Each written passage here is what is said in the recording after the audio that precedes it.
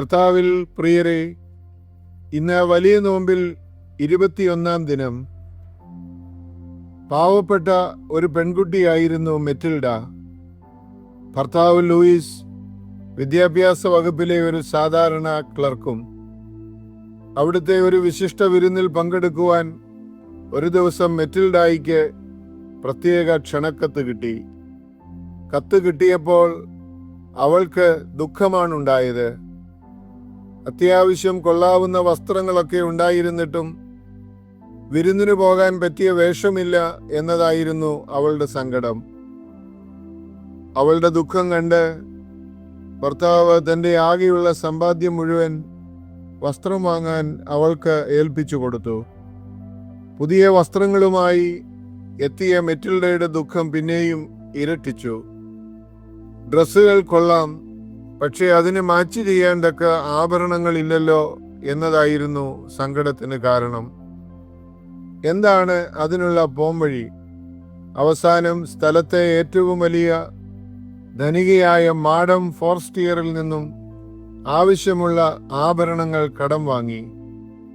തിളങ്ങുന്ന രത്നമാലയിട്ട വിരുന്നുശാലയിൽ മിന്നി മിന്നി നിന്ന മെറ്റിൽഡ മറ്റേതൊരു വനിതയെയുംകാൾ ശ്രദ്ധയാകർഷിച്ചു. എല്ലാം കഴിഞ്ഞ് സന്തോഷവതിയായി വീട്ടിൽ തിരിച്ചെത്തിയപ്പോഴാണ് ഏറ്റവും വലിയ പ്രശ്നം. കടം വാങ്ങിയ മാല കഴുത്തിൽ കാണുന്നില്ല. എവിടെയോ നഷ്ടപ്പെട്ടു പോയി. മാല തിരിച്ചു കൊടുത്തേ തീരൂ. ഒടുവിൽ ഉണ്ടായിരുന്നത് സർവ്വതും വിറ്റ്, പോരാത്തത് കടവും മേടിച്ച് അതുപോലൊരു മാല വാങ്ങി മാഡം ഫോർസ്റ്റിയറെ ഏൽപ്പിച്ചു. ഒന്ന് എടുത്തു നോക്കുക പോലും ചെയ്യാതെ ഫോർസ്റ്റിയർ അത് അലക്ഷ്യമായി അവിടെ ഇടുകയാണ് ചെയ്തത്. പക്ഷേ അതിനുവേണ്ടി വാങ്ങിയ കടം വീട്ടി നേരെയാകാൻ മെറ്റിൽഡായിക്കും ഭർത്താവിനും 10 കൊല്ലം പട്ടിണി കിടന്ന് പണിയെടുക്കേണ്ടി വന്നു. ഡയമണ്ട് നെക്ലേസ് എന്ന ശീർഷകത്തിൽ ഫ്രഞ്ച് കഥാകൃത്തായ മോപ്പസാങ് എഴുതിയ കഥയുടെ 1-ാം ഭാഗമാണിത്. മോപ്പസാങ്ങിന്റെ ആ കഥയുടെ അന്ത്യരംഗമാണ് ഏറെ രസകരം. കടം വീട്ടുവാൻ വേണ്ടി വർഷങ്ങളോളം പട്ടിണി കിടന്ന് പണിയെടുത്ത മെറ്റിൽഡ മാനസികമായും ശാരീരികമായും തളർന്ന് അകാല വാർദ്ധക്യം പ്രാപിച്ച് പടുകിളവിയെപ്പോലെയായി. ഒരിക്കൽ മാഡം ഫോർസ്റ്റിയർ മെറ്റിൽഡയോട് കാരണം തിരക്കി.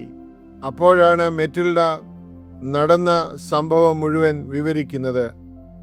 അതു കേട്ട മാഡം ഫോർസ്റ്റിയർ ദുഃഖത്തോടെ മെറ്റിൽഡയോട് പറഞ്ഞു, കഷ്ടമായി പോയല്ലോ. ഞാൻ നിനക്ക് തന്നത് എൻ്റെ വില കുറഞ്ഞ വെറുമൊരു പൂച്ചുമാലയായിരുന്നു. എവിടെയാണ് കഥാനായിക മെറ്റിൽഡയ്ക്ക് പറ്റിയ പിശക്? തൻ്റെ നിലയ്ക്കനുസരിച്ച് അത്യാവശ്യം കൊള്ളാവുന്ന വസ്ത്രങ്ങൾ ഉണ്ടായിരുന്ന മെറ്റിൽഡയാണ് കുടുംബത്തിൻ്റെ മുഴുവൻ സമ്പാദ്യവും വിറ്റഴിച്ച് വിലയേറിയ വസ്ത്രങ്ങളും ആഭരണങ്ങളും വാങ്ങിക്കൂട്ടുന്നത്. തന്മൂലം ആ കുടുംബം അനുഭവിക്കേണ്ടി വന്നതോ തീരാത്ത ആദിയും തോരാത്ത കണ്ണീരും. ആഭരണത്തോടും വസ്ത്രത്തോടുമുള്ള അമിത ആഗ്രഹം ഇന്നിൻ്റെ ഒരു വലിയ പ്രശ്നം തന്നെയല്ലേ? അണിഞ്ഞൊരുങ്ങുവാൻ നാം നൽകേണ്ടി വരുന്ന വില വളരെയധികം വലുതല്ലേ എന്ന് ചിന്തിക്കുന്നത് നന്ന്. സ്വർണത്തിന് തീപിടിച്ച വിലയാണിന്ന്, ചരിത്രത്തിലെ ഏറ്റവും ഉയർന്ന വില. എന്നിട്ടും അതിൻ്റെ ഉപയോഗം കുറയുന്നുണ്ടോ? ഓരോ ദിനവും മുക്കിന് മുക്കിന് തുറക്കുന്ന ജൂവലറികൾ എന്ത് സന്ദേശമാണ് നമുക്ക് നൽകുന്നത്? സ്വർണവും സ്വർണ്ണാഭരണങ്ങളും നമ്മുടെ സമൂഹത്തിൻ്റെയും കുടുംബങ്ങളുടെയും ഉറക്കം കെടുത്തുന്ന ഈ കാലത്ത് വ്യത്യസ്തമായി ചിന്തിക്കുവാൻ നമുക്ക് ശ്രമിക്കാം.